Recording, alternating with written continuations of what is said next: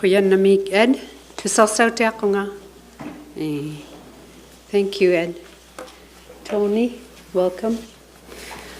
Maluin Nate, Sally, Rita, it's great to see you too on a weekend. And welcome everyone. Thank you for the invitation again, Ed. I'm Looee from Paniltok in Nunavut. Paniltok meaning the place abundant of bull caribou, and it's in the newest territory in the Canadian Arctic, in the Eastern Arctic as well. The way we introduce ourselves historically is by acknowledging our grandparents. My paternal grandparents were Okalik and Savikot, and my maternal grandparents were Ivik and Katok. And it'll be my children's responsibility to acknowledge my parents. Therefore, I have faith that they'll carry on our traditions. My parents were a caribou hunting family, so we went every August for the whole month, which took a 2-day trip by the waters, the landscapes, the skies, and we learned some string gains along the journey because we had to keep busy throughout our 2-day journey, leaving very early in the morning so we could travel through the daytime. And then once we got closer, there are rapids called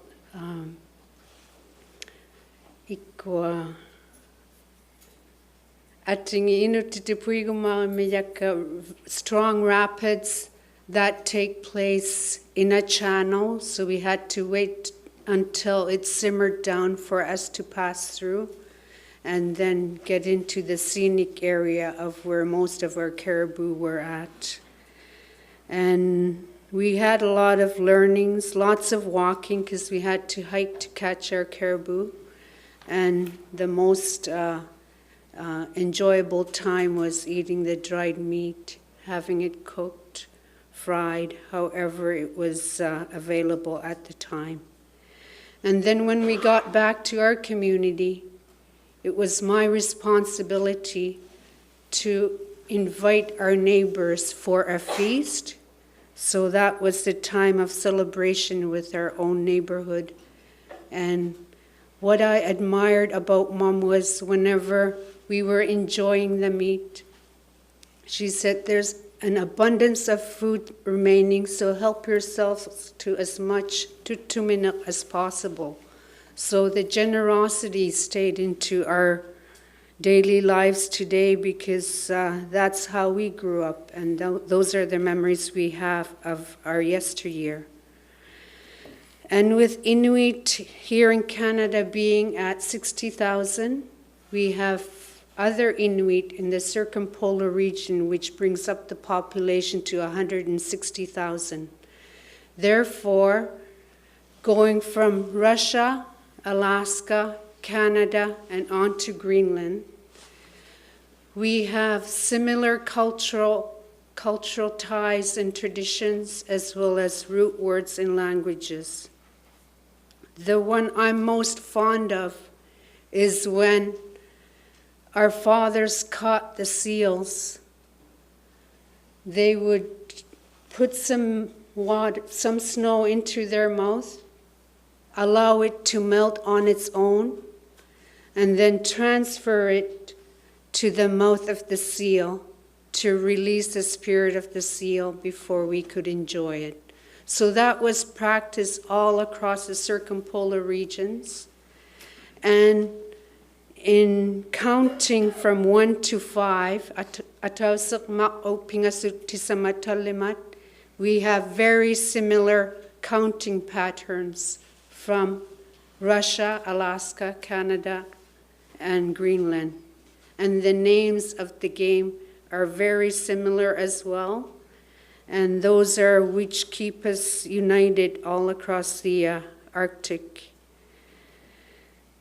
And those culture, language, traditions, and unity were vital to our ancestors and continue to be today especially with issues of suicide and social matters. So those reunite our community to one another to ensure our children, grandchildren, and future generations prosper, as Jamie was saying before the dances. To see a picture of resilience with Inuit, to give you a picture of their resilience, and Ed read this in the article I had written for Indigenous researchers. Our families in the past were seasonal, nomadic Inuit. Therefore, when winter season was passing and before the snow melted, they had to travel to their spring camps. And women who were pregnant and were in labor during the process of the move would walk alongside the dog teams, because the dog team sleds had all the camping gear traveled to their destination. The only time they stopped was for the mother, for the wife to deliver. And upon delivering, they would move on with the journey so they wouldn't get stuck in the location they were at. So that's resilience of an Inuk woman in our history. And for the man, we had winter camping when I was a child, so I missed out on school at times because I had to move with the family. What we witnessed was Dad with a screen, which we call taloak in Inuktitut. He would use that so the seal would be unable to see him amongst the white snow. And while moving slowly towards the seal, he would put the taloak down and then move his feet like a seal, make the sound of the seal, and then scrape the snow with a pana, just like the seal does with the claws on ice. And this continued for about 40 minutes to an hour until he got close enough to the seal and was able to harpoon it for a successful catch.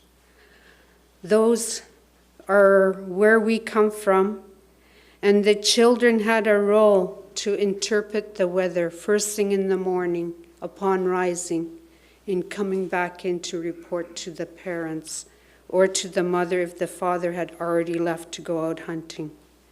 So those are wonderful memories of our upbringing up north. And then schooling was introduced. If it had been introduced with an understanding that there was a goal for children to become doctors, to become nurses, to become politicians, then the graduation rates would have been as high as they could be today.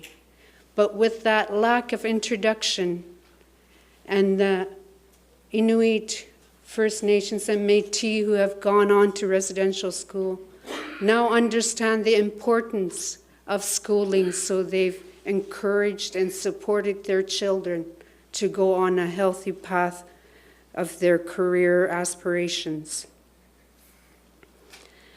And in from elementary school to junior high, I attended Ataguyuk Ilisavik in Panokto, where home economics was very enticing for us young women to learn to sew, to bake a turkey as we just did during Thanksgiving, playing sports, learning about rocks because we come from a rough terrain up in the Arctic, and of the clouds because they change during all the seasons.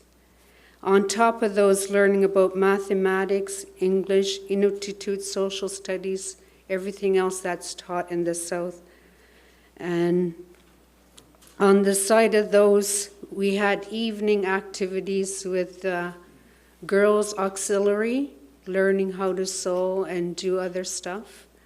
And then Northern Lights, where the elders taught us at the Gymnasium of Traditional Sports, and other events as cadets or Girl Guides that our children are engaged in the South as well. Upon junior high graduation approaching, my mom was apprehensive to send me to high school. So my favorite English teacher and I concocted a plan to speak with her with eye interpreting. And with that being the case, she agreed to I going to high school in Frobisher Bay at the time, which is Iqaluit in Nunavut, Northwest Territories in those times. So I was there for 2 years for grade 10 and 11. And on the third year, I was fortunate to go on an exchange trip with a Greenlander and lived there for 8 months. And since their language is very solid, having been legislated by their government, the Danish people speak Inuit there and very well blend themselves to the communities, because that's what brings everybody together. And that was something very delightful to see. And since there are issues as well from their own history, what I admire about the Kalaallit, they call themselves, is that they continue to keep a positive outlook on life, even if challenges approach them, because they know going through these journeys will only make them stronger and connected to where they want to go. So those are fond memories of my time in Greenland. And as we have all come to realize, trying times become solid pillars of our journey. And I forgot to mention, before I left, Mom had sat me down and said, Looee, life is not only about happy times. There's going to be challenges that you'll be confronted with. So if you're caught in that state, make sure you forgive, and forgive. And when I was a young adult, my cousin Lisakakasuk advised me, if I'm going through the same journey anywhere where I may be, pray for the individuals instead of carrying their burdens, because that will help them to enlighten themselves. And as Ed mentioned, I've been a part of the TRC journey since the Northern National event in Inuvik on through to the end of the closing event here in Ottawa. And I've learned a lot from watching that when the planning committee members gathered, the churches, the federal government, the national Aboriginal organizations, the survivors, the collaborative efforts can become very solid and united. Therefore, we know our future will be promising, because committed people, dedicated people, teamwork, support, all of those anchors for our future tomorrow will only brighten up the future for our young ones and for the country itself. Now, where I am committed to focus as well is for our fellow Inuit in Nunatsiavut, which is in Newfoundland and Labrador. As to today, they have had no recognition of their residential school experience, with no apology and compensation. Therefore, I will make myself available to support them as much as possible. Having been in St. John's last week, some of the survivors were there for the class action suit, so it felt good to be there for their presence, for their support, as it was a hard situation for them to experience. But in the short time frame where my parents, grandparents lived off the land and on the land, into today where we may be computer literate, there's been a vast change of how the structure has been for the Inuit communities. Despite all those, we've had athletes like Jordan Tutu, actors like Annabelle Piugatu, politicians in the Arctic, with our organization just having had an election, and Natan Obed of Nunatsiavut, strong in the health background as well as with a strong education background. Our vision is only becoming the vision of our ancestors. Although climate change and the environment is pertinent to Inuit, having done a study with McGill University from 2005 to 2010 with one Nunavut community, it started off to be a study on the incidence of diabetes. Luckily, there were no additional diabetes of the 5 community members. And the community members felt that additional studies had to take place that was focused from the Inuit lens. So interviews were done with the elders, and they focused around traditional foods, traditional medicines, traditional practices, as well as climate change. And an elder in 2010 said that the Nanuit, the polar bears, 60 years prior, were edible, frozen, and raw. Then in 2010, even before that date, they had to be cooked for hours at a time to get rid of the toxins. And speaking to the Nuttiet, the seal pups, we hear that the sea ice is melting sooner than later. And the seal pups are born between the sea ice and the snow. So they're in pearl, as well as our diet being in pearl. And you know that a lot of the Inuit communities are coastal communities. With the glaciers melting, the permafrost melting, this can only be envisioned as something that could be alarming if we don't act today.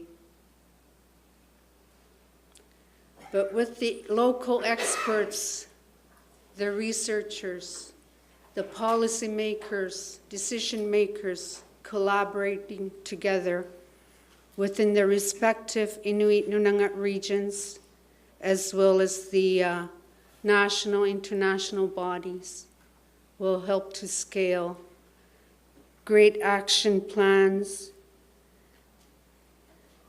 and outcomes more than so if we continue to assist and support one another.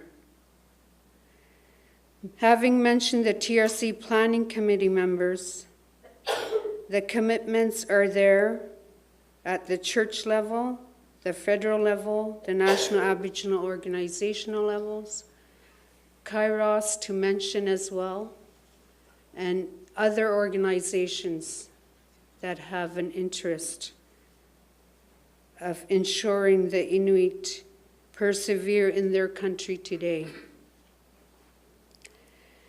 When we were being raised, we were always reminded, Anananit, Atatanit, Nala tu Savutit, Akunil to meet Inuniakulutit. Heed thy mother and heed thy father to live a prosperous life. And if we speak the same language, the same understanding, the same vision, reconciliation could reach us sooner than the future horizon. And I speak not only for myself, I speak for all the 60,000 Inuit in the nation, also for the First Nations, Métis, non-Aboriginals, because the fabric of our country will only get stronger and unify us to be the leaders of tomorrow with solid groundwork anchored in our teachings, traditions, and beliefs. Kuyanamik, I'll be here to answer questions afterwards upon Tony's presentation. And thanks again for the invitation, Ed, Deborah, for being on the planning committee and traveling for us in earnest efforts of climate change and unity. Kuyanami.